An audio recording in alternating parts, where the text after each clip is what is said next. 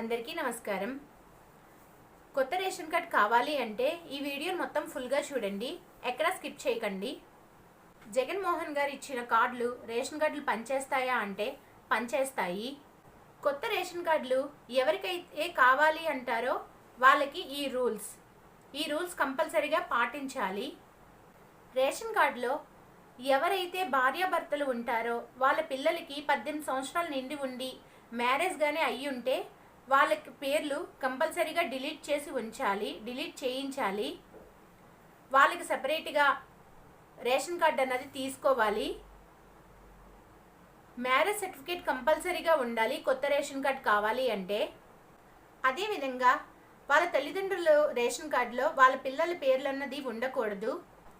So వాళ్ళ తల్లిదండ్రుల ration కార్డులో పిల్లల పేర్లు కానీ ఉంటే వెంటనే డిలీట్ చేయించండి. దీనికోసం మీ దగ్గరలో ఉన్న మీ సేవలో కానీ సచివాలయం కానీ వెళ్ళి వీళ్ళ పేర్లు డిలీట్ చేయించాలి. ఆధార్ కార్డ్కి ఫోన్ నెంబర్ కంపల్సరీగా లింక్ అయి ఉండాలి. అదేవిధంగా రేషన్ కార్డు ఎవరు అప్లై చేసుకుంటారో వాళ్ళ ఇంటి పేరు కంపల్సరీగా ఒకటై ఉండాలి. అదేవిధంగా రేషన్ కార్డు కోసం ఎవరు దరఖాస్తు చేసుకుంటారో వారు కంపల్సరీగా ఇంటి పేరు ఒకటై ఉండాలి. సంవత్సరానికి 3 లక్షల కంటే తక్కువ ఆదాయం ఎవరికి వస్తుందో వాళ్ళకు మాత్రమే రేషన్ కార్డు ఇవ్వడం జరుగుతుంది. ప్రభుత్వ ఉద్యోగులకు రేషన్ కార్డు ఇవ్వడం జరగదు. 300 కంటే ఎక్కువ యూనిట్లు కాల్చిన వాళ్ళకి రేషన్ కార్డు ఇవ్వడం జరగదు. తరువాత కారు ఉంటే రేషన్ కార్డు ఇవ్వడం జరగదు.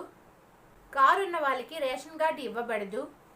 ఈ వీడియో కనుక మీకు నచ్చితే లైక్ చేయండి, షేర్ చేయండి, సబ్స్క్రైబ్ చేయండి.